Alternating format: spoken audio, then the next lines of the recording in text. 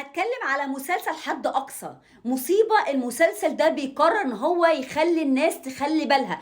في راجل ما عندوش دم ولا ضمير انه يدي لنفسه الحق انه يمنع واحدة من الخلفة، وهو اللي يديها كمان السم ده بجسمها، يديها موانع. انور عمل ايه مع صباح؟ قرر ان هو يمنعها ويحرمها من ان هي تبقى ام بالكلمة الحلوة. وهي طبعا ست زي كل ستات كتير جدا بيتم خداعهم.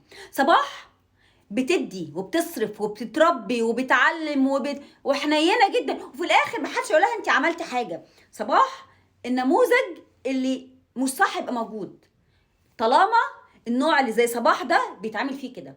مسلسل حد اقصى حلو يستاهل المشاهده.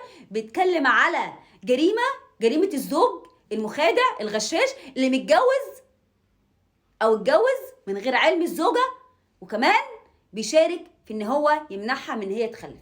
مسلسل حد اقصى مسلسل يستاهل انه يتشاف، عشان خاطر هو بيناقش قضيه. احنا مش عارفين المسلسل مودينا لحد فين. لحد الحلقه اللي انا شفتها المسلسل كان ماشي حلو جدا.